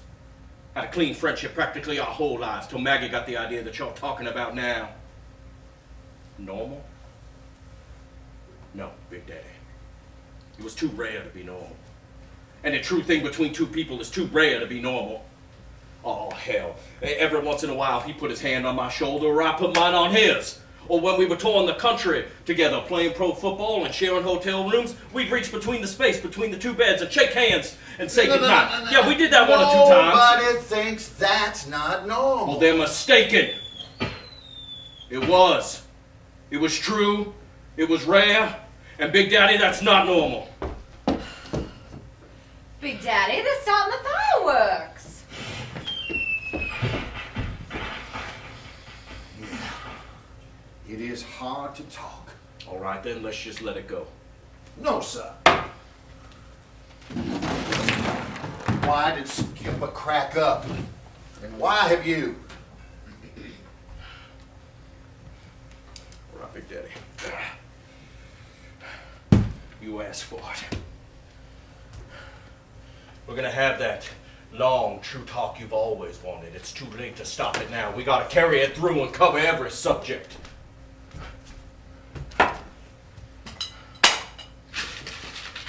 Maggie declares that Skipper and I wanted a pro football because we were scared to grow up. Wanted to keep on tossing those long, high passes that couldn't be intercepted except by time. And we did. We kept it up for one season. We held it high, that aerial attack. And then that summer, Maggie, she laid down the law on me. Said now or never. So I married Maggie. How was Maggie in bed? She was great. She went on tour that fall with the Dixie Stars. She made a good show being the world's best sport. Wore a tall bearskin cap, a shake they called it. A dyed moleskin coat, a moleskin coat dyed red, cut up crazy. Rented out hotel ballrooms for victory celebrations. Wouldn't cancel them when it turned her feet. Maggie the cat. And then Skipper. He got that fever that came back on him that the doctors couldn't explain, and I got that injury. Turned out to be just a shadow on the x-ray plate and a touch of bursitis. I lay in a hospital bed, watched out games on TV, saw Maggie on the bench with Skipper when he was pulled out of the game for stumbles, fumbles. It burned me up the way she hung on his arm. I always thought that Maggie sort of felt left out. So she took this time to work on poor dumb Skipper.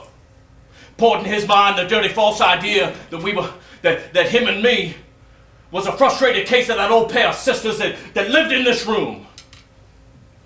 Jack Strong, Peter O'Cello.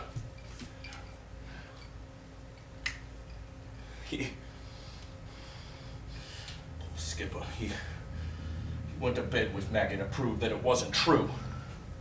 And when it didn't work out, he thought it was true. Skipper broke in two like a rotten stick. Nobody turned so fast into a lush or died of it so quick. Now, are you satisfied? Are you satisfied? With what? That story. What's wrong with it? It's not completed. Something left out. What did you leave out? Hello? Yes, I left out a phone call Speaking, go in ahead. which Skipper drunkenly confessed, and in which I hung up. No. Last time I spoke to him in our lives. No, sir. You must have said something to him before you hung up. What could I say to him? Anything. Something. Nothing. You just hung up. Just hung up. Uh-huh. Uh-huh.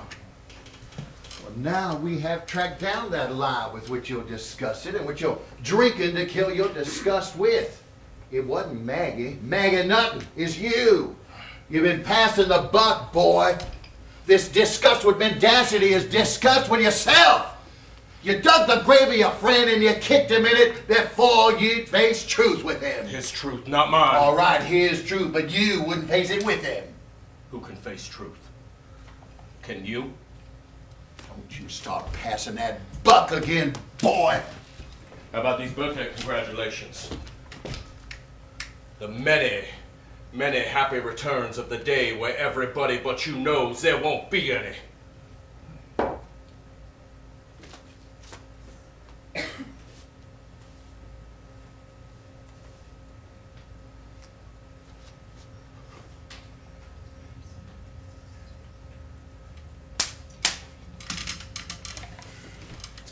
Let's go watch five. No one's going anywhere. Well, what'd you start to say? I don't remember. Many happy returns Oh, help when me, there Daddy. won't be any. You finished. Finish what you saying. Oh, hell, leave the place to me and Gooper and their 5 little ones. Leave the place, you say? All 28,000 acres of the richest land this side of the valley now. Who says I'm leaving this place to Gooper or anybody? This is my 65th birthday. I got 15 to 20 years left in me. I'll outlive you. I'll bury you. I'll buy your damn coffin.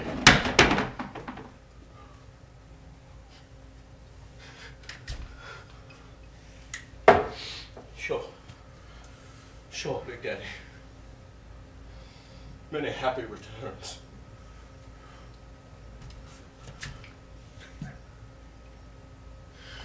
Go out on the gallery, Big Daddy. Everybody's waiting for us. We'll watch the fireworks. Everything will be okay. Rick. Have they been lying to me? I mean, about that report from the clinic. Did they find something? Cancer, maybe. Mendacity is the system we live in, Big Daddy. Big Daddy, the field hands are singing for you. Field hand's singing for you, sir. I'm sorry, Big Daddy. My head's not working very well right now. I don't know if it's being alive that makes people lie or being almost not alive that makes me accidentally truthful. I don't know. Anyway, we're friends. And being friends means telling each other the truth. You told me. I told you. Damn! Let her go! Damn all liars! All lying liars!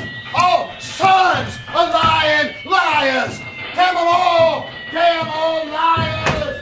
Liars! Liars!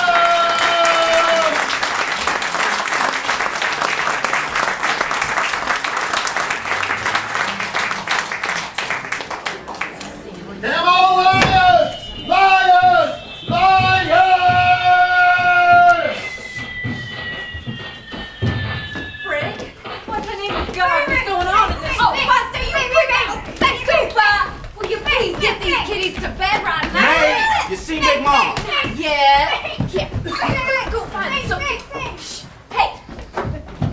Those kitties are sure full of vitality. I think I better get back to town. Not yet, preacher. You know we regard you as a member of this family. One of our closest and dearest, so you just got to be with us when Doc Fogg gives Big Mama the actual truth about the report from the clinic. Has Big Daddy gone to bed yet, Brick? Yes, he's gone to bed. Brick, why did Big Daddy shout liars? I didn't lie to Big Daddy. I lied to nobody. Nobody but myself. The time has come to put me into Silver Hill, Maggie. Put me into Silver Hill. I ought to go there. Over my dead body. Where do you think you're going? Out there. I need air. Where is that old lady? Can't you find her, Gooper? She's avoiding this talk. I think she senses something. Suki! Go find Big Mama and tell her Doc Barnum the preacher's gotta go soon. Don't let Big Daddy hear ya. Big Mama! Miss Ida! Miss Ida! Brick, they're gonna tell Big Mama the truth now, and she needs you. This is gonna be painful. Painful things can't always be avoided. That's what I've noticed about him, Sister Wanda. I see Big Mama! Oh, she gone around the gallery to Big Daddy's room. Hey, Mama! Big Mama, come here! Hush, Gooper, don't holler. Go to her. Well, here I am. What y'all want with me? Big Mama, I told you, we gotta have this talk. What talk you talking about? I saw the light going on in Big Daddy's bedroom when I went taking his glass of milk. And he just shut the shutters right in my face. Oh, sometimes when couples been together as long as me and Big Daddy been together, they just get irritable with each other just from too much devotion. Isn't that so? Of course, it's so. I think Big Daddy was just worn out. Oh, he loves his family, loves to have them around him, but it's just strain on his nerves. Big Daddy wasn't himself tonight. Brick, Big Daddy wasn't himself. I could see he was all worked up. I think he's remarkable. Yes, just remarkable. Did you notice all the food he put away at that table? Oh, he ate like a horse. I hope you don't regret it. What? Oh, why, he had a huge helping of cornbread with molasses on it. Helped himself to God. Big Daddy loves Hoppin' John. We had a real country dinner. Yes, he simply adores it. And candied yams. Oh, Brick, that man put away enough food at that table to stuff a failed hand. I hope you don't have to pay for it later on. Oh, what's that, Gooper? Gooper says he hopes Big Daddy doesn't suffer tonight. Shoot. Gooper says. Why should he suffer for satisfying a normal appetite? There is nothing wrong with that man but nerves. He is sound as a dollar, and now he knows he is, and that is why he ate such a supper. Oh, he had a load off his mind knowing he isn't doomed to what he thought he was doomed to. Bless his old sweet soul. Bless his heart. Hello, Moon. I envy you, you cool son of a bitch. I want Brick. He just stepped out for some fresh air. Well, honey, I want Brick. Bring little brother in here so we can talk. I envy you, you cool son of a bitch. Rick, what are you doing out here in the gallery? I'm admiring and complimenting the man on the moon. Well, come on inside, Rick. They're gonna tell Big Mama the truth now. I can't witness that thing in there. Doc Bob, are those vitamin B12 shots there all they're cracked up to be? Well, I guess they're about as good to get stuck with as anything else. Big Mama needs you. I can't witness that thing in there. Is wrong here. Why y'all have such long faces? You sit here waiting for something like a bomb to go off. Big Mama, I told you we're waiting for Brick and Maggie to come in so we can have this talk. Talk. Whisper. Well, the man and his wife have got a trick up their sleeves, and if you don't go in there to help Big Mama, do you know what I'm gonna do? I'm gonna take every damn Brick! bottle on this place and Maggie! stop the levee into the river. Coming, Big I've Mama. had this sort of atmosphere here before. Before what, Big Mama? This occasion. What's Mag and Brick doing out there now? They appear to be having some little altercation.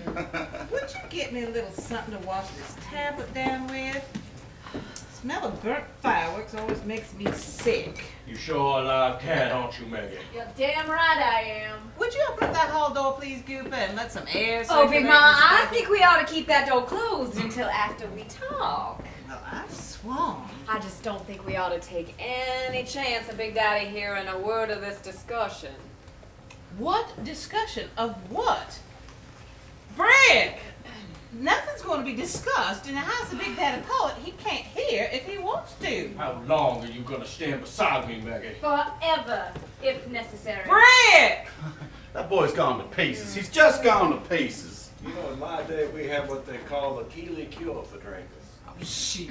Nowadays, I understand they take some kind of tablet that kills the taste for this They stuff. call them anti-bust tablets. Brick don't need to take nothing. That boy is just worked up over Skipper's death. You know how that poor Skipper died? Well, they give him a big dose of that sodium amytal stuff at his home. And then they call an ambulance and they give him another big dose of it at the hospital. And that, and all the alcohol in his system for months and months just proved too much for his heart. His heart just quit beating. I'm scared of needles. I'm more scared of a needle than a knife. Oh, here's Brick, my precious baby. Take it, Cooper. What? Cooper knows what. Take it, Cooper. You just break my heart. Oh, I'm so sorry, Big Mama. Anyone else? Rick, why don't you sit next to Big Mama and hold her hand while we talk? You know I can't do that, Maggie. I'm a restless crit bull. I got to stay on my crutch. Why are you all surrounding me like this? What's wrong here? I mean, since when do I need somebody to hold my hand? Since when did me or Big Daddy need anybody to hold our hand? Now calm yourself, Big Mama. Calm yourself, sister woman. How am I supposed to calm myself with everybody staring at me as if big drops of blood had broken out of my face? Doc Bob, sit down, May. Big Mama wants to know the complete truth about the report we got today from the Oxnard Clinic. Is there something I don't know? Yes, well, Well, I want to know. I mean, somebody must be lying here. and Sit down, Big Mama. Here, sit down on this sofa. What is it? Come on, Big Mama. Come over here and sit down. Sit Brick! down. What is it? Sit down right here. Rick! What is he? I never have seen a more thorough examination of Big Daddy Pollock was given in all my experience at the Oxnard Clinic. It's one of the best in the country. It's the best, bar none. Of course, they were 99 9/10% certain before they even started. Sure of what?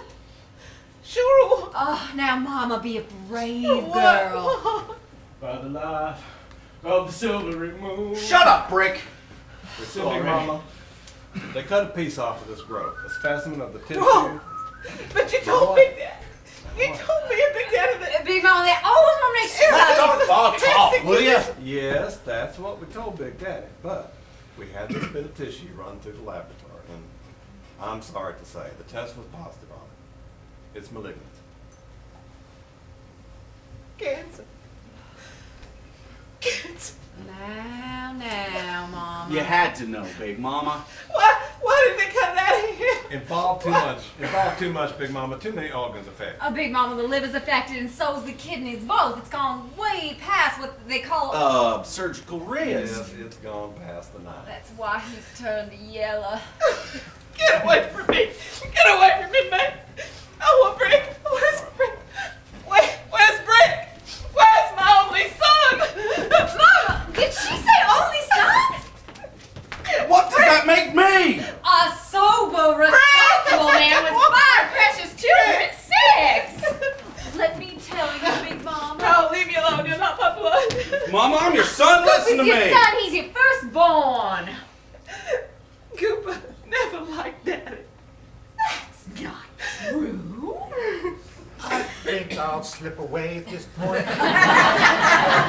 Good night. Good night, everybody, and God bless you all on this place. Oh, this is just a mistake. Well, Big I told Mama, you, it's just a bad dream. we are going to keep Big Daddy as comfortable as we can. It's just a dream. That's all. It's just In my opinion, Big Daddy's having some pain, but won't admit he has it. That's what a lot of them do. They think if they don't admit they're having the pain, they kind of escape the fact of it. Yeah, they get real sly about it. They get real sly Goop about and it. I think that Big Daddy... Shut up, May. Big Mama, I really do think Big Daddy needs to be started on morphine. nobody's gonna give Big Daddy morphine. Now, Big Mama, when that pain strikes, it's going to strike mighty hard. Big Daddy's going to need the needle to bear it. I tell you, nobody's gonna give him morphine. Oh, Big Mama, you don't want to see Big Daddy suffer. You know you don't want to see that. I'm going to leave this right here. So if there's a sudden attack, you won't have to send out for it. I know how to give a hypo. Nobody's gonna give Big Daddy morphine. May took a course in nursing during the Oh, war. somehow, I don't think Big Daddy would want May to give him a hypo. Oh, you think he'd want you to do it? Yes, Well, Doc's going. yes, I got to be going. Big Mama, you keep your chin up now. Oh, she's gonna do that. She's gonna keep her old chin up, aren't you, Big Mama? Well, Doc, appreciate everything you've done for us. I'm telling you, we're obligated.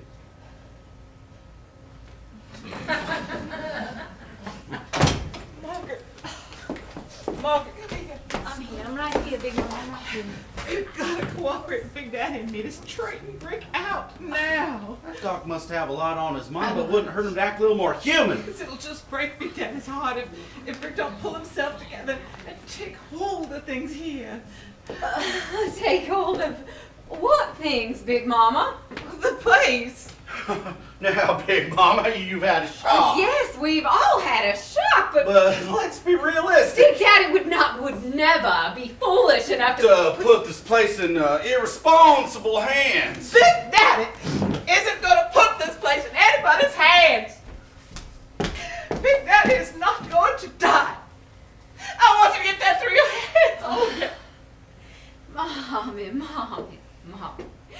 We're just as hopeful and optimistic as you are about Big Daddy's prospects. I mean, we have faith and prayer, but nevertheless, there are certain matters that have to be discussed and dealt with.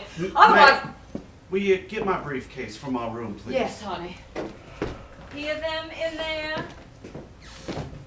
Now, Big Mama, what you said just now isn't true, and you know it. I've always loved Big Daddy in my own quiet way, never made a big show of it. And I know Big Daddy's been fond of me in a quiet way, too. Here's your briefcase, Scooper, honey. Thank you. Now, my relationship with Big Daddy is different from Brick's. You're 8 years older than Brick and always had to carry a bigger load of the responsibilities than Brick ever had to carry. Well, he never had to carry a thing in his life except a football or a highball. May, will you let me talk, please? Yes, honey. Thank you.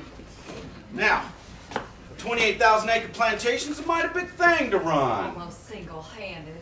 You never had to run this place, brother man. What you talking about? As if Big Daddy was dead and in his grave? You had to run it?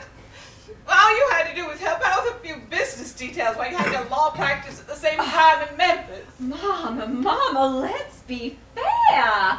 Well, Gooper had given himself body and soul to keeping this place up for the past 5 years, ever since Big Daddy's health started failing. Gooper won't say it. Gooper never considered it a duty, he just did it. And what did Brick do? Brick kept living in his past glory at college. It's still a football player at 27. Who are you talking about now? Brick? A football player? Well, he's not a football player, and you know it. Brick is a sports announcer on TV and one of the best known ones in the country. I'm talking about what he was. Well, I wish you would just stop talking about my husband. Listen, Margaret, I've got a right to discuss my own brother with members of my own family, which don't include you. Now, why don't you go on out there and drink with Brick? I have never seen such malice toward a brother. Well, how about his for me? Why, he can't stand to be in the same room as me. That's true. This is a deliberate campaign of vilification for the most sordid and disgusting reasons on earth. And I know what it is. It's avarice. Avarice. Greed. I will scream! I will scream in a moment if this doesn't stop. Maggie, come here and sit next to Big Mama. Precious. Oh, how beautiful, how touching this display of devotion. You know why she's childless? She's childless because that big, beautiful, athlete husband of hers won't go to bed with her. That's why. You just won't let me do this the nice way, will you? Well, all right. I don't give a goddamn if Big Daddy like me or don't like me. Or did, or never did, or will never. I'm just appealing to a sense of common decency and fair play. I'm telling you the truth. I've resented Big Daddy's partiality to Brick ever since the goddamn day you were born, son. The way I've been treated looks like I was barely good enough to spit on, and sometimes not even good enough for that. Big Daddy's dying of cancer. And it's spread all through him, and it's attacked all his vital organs, including the kidneys. And right now, he's sinking into uremia. Y'all know what uremia is. It's poison into the whole system due to the failure of the body to eliminate its poisons. Poisons? Poisons. Venomous thoughts in hearts and minds. That's poisons. I'm asking for a square deal, and by God, I better get one. But if I don't get one, if there's any peculiar shenanigans going on around here behind my back, well, I ain't a corporation lawyer for nothing. I know how to protect my own interests.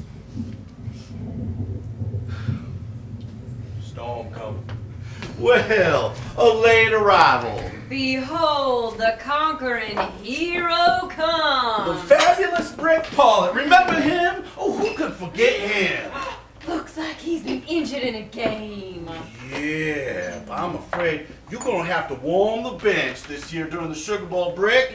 Or was it the Rose Bowl that he made his famous run in? The punch bowl. The punch bowl, honey. It was the cut glass. That's right. I'm always getting the boys' bowls mixed up. You stop that! Storm! Storm's coming! Storm! Daisy, shut them shutters! It's okay. Yes, sir. Put the top up on my Cadillac, will ya? Yes, sir, Mr. Polly. Big Mama, you know I'm gonna have to go to Memphis in the morning to represent the Parker State in a lawsuit. Is it good? Yes.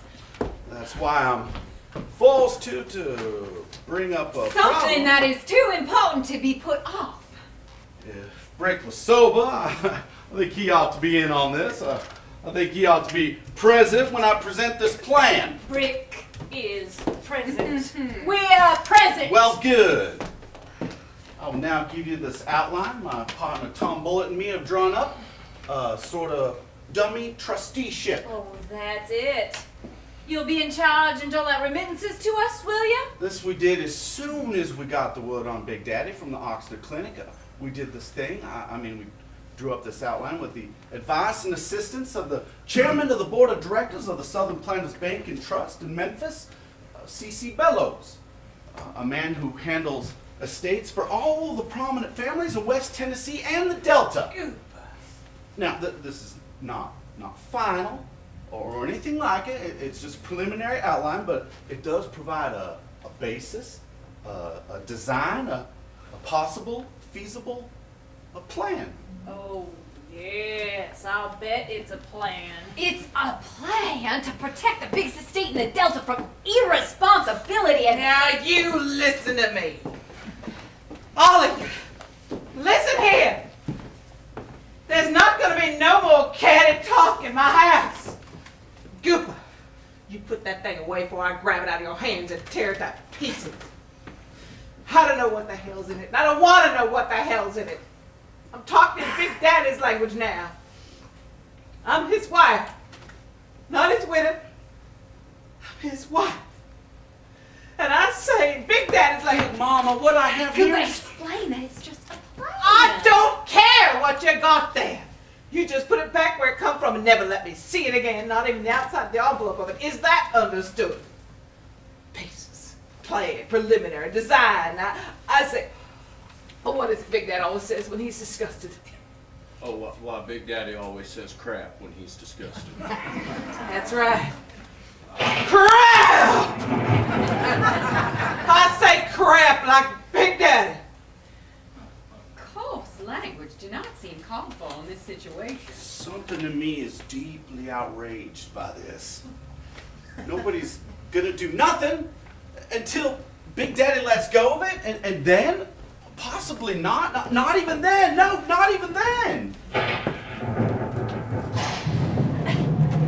Suki, get that porch furniture covered. You want the paint to come off? Suki, put my car away. Yeah, Mr. Bob, you got the key. Nah, you got them. Where are the car keys, honey? You got them in your pocket. Brick.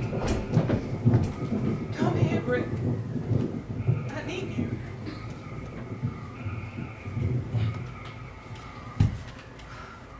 Tonight, Brick looks like he used to look when he was a little boy. He'd play wild games and he'd watch him back of the house and he'd come home after all of us sell horse for him.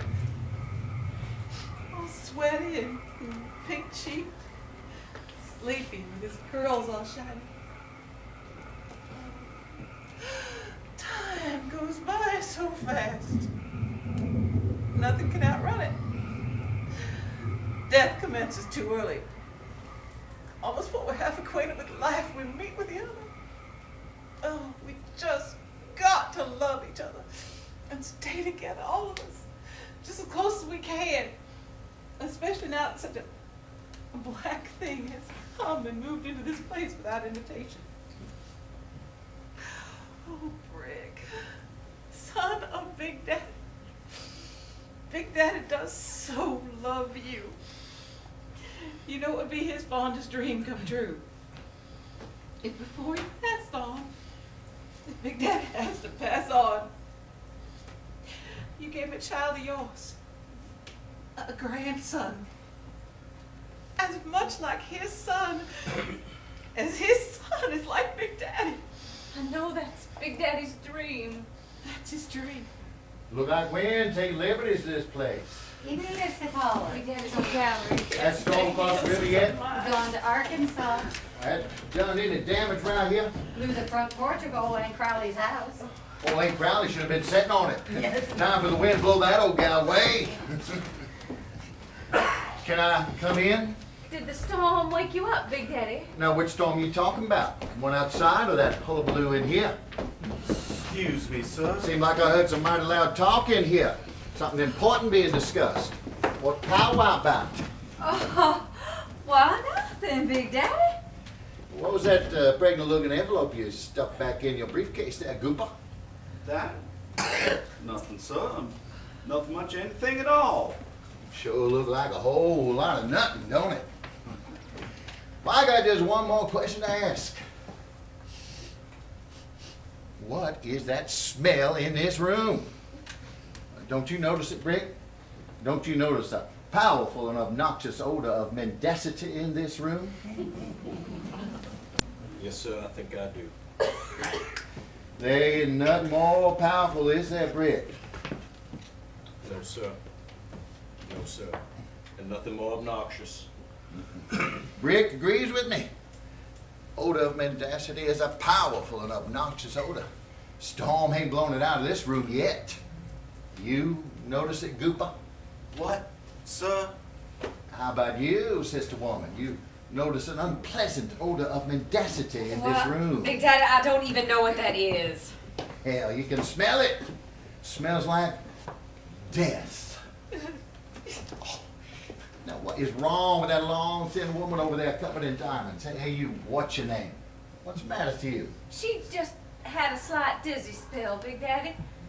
You better watch it, Big Mama. Stroke is a mighty bad way to go. Oh, Brick. Look, Big Daddy has on your birthday present to him. He has on your cashmere robe. Softest material I ever felt. That's right, Maggie. It's my soft birthday. Not my silver birthday or my gold birthday, but my soft birthday. Everything got to be soft for Big Daddy on his soft birthday. Maggie, I hate to make such a crude observation, but there's something a little indecent about your... Like a slow motion football tackle. Oh, look, Brick. Big Daddy has on his Chinese slippers that I gave him. I haven't given you my big present yet, Big Daddy, but now I will. Now's the time for me to present it to you. I have an announcement to make. What kind of announcement? Sports announcement, Maggie. An announcement of life beginning. The child is coming, sired by Brick and out of Maggie the cat. I have Brick's child in my body. And that's my present to you on this birthday, Big Daddy. Get up. Up off your knees, girl. Uh-huh. This girl has life in her body. And that's no lie. Big Daddy's dream come true. Jesus. Goopa, I want my lawyer in the morning. Where you going, Big Daddy? Son, I'm going up on roof. The Belvedere on the roof. Look over my kingdom before I give away my kingdom. 28,000 acres of the richest land this side of the Valley Nile. Sweetheart! Sweetheart! Sweetheart, can I come with you?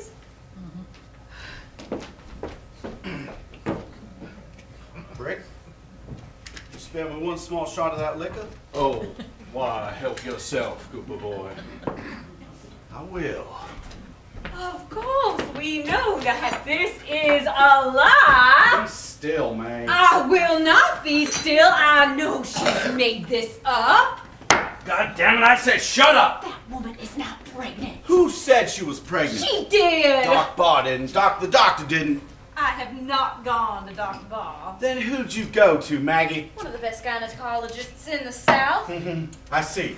May we have his name, please? No, you may not, Mr. Prosecuting Attorney. He doesn't have a name because he doesn't exist. He does so exist. And so does my baby. Brick's baby. You can't conceive a child with a man who won't sleep with you unless you think you're...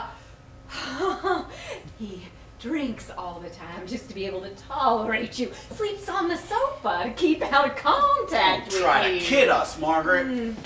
How can you conceive a child with a man who won't sleep with you? How can you? How can you? May, sister woman, how do you know I don't sleep with Maggie? Well, we occupy the next room and the wall between isn't soundproof. Oh, We hear the nightly pleading and the nightly refusal. So don't imagine you're gonna pull a trick over on us to fool a dying man into May, thinking. sister woman, why, I know not everyone makes much noise about love. I mean, I know some people are huffers and puffers. But other people are silent lovers. This talk is pointless, completely. How do you know that Maggie and I are not silent lovers? I mean, even with your peephole in the wall, how do you know that when Gooper's away in Memphis on business and you're playing Scrabble at the country club with the other queens of cotton, Maggie and I don't come to some sort of temporary agreement? How do you know that? Rick, I just never thought you would stoop to her level. Just never dreamed you would stoop to her level. I don't think Brick will stoop to her level. What is your level? Why don't you tell me your level so I can rise or fall to it? You heard what Big Daddy said? This girl's got life in her body. That is a lie. No. The truth is a desperate thing, and she's got it. Believe me, the truth is a desperate thing, and she's got it! Now, if you would stop pretending as if Brick Paulett is dead, buried, and not heard, and go back to your peephole in the wall. I'm drunk. I'm sleepy. Not as alive as Maggie the cat, but still alive.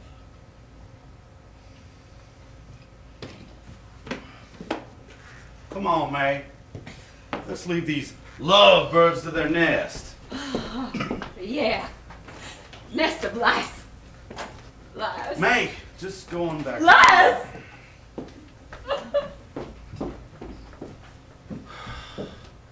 We're just gonna wait and see. Time will tell. That's right, little brother. We're just gonna wait and see.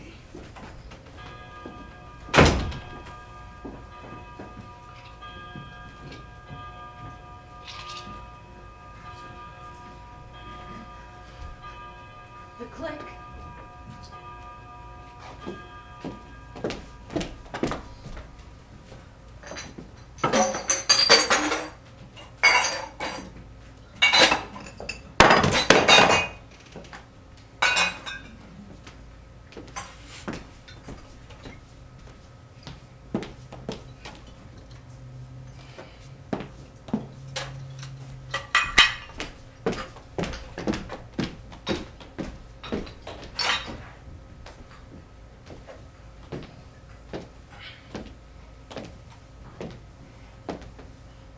Echo Spring has gone dry. No one but me could drive you to town for more. Suka can drive me to Sookie's been town. told not to. Well, I will drive myself. You lost Maggie. your driver's license. I'd phone ahead and have you stopped on the highway halfway before you got to Ruby Lightfoot's gin mill. I told a lie to Big Daddy. But we can make that lie come true. And then I'll bring you liquor.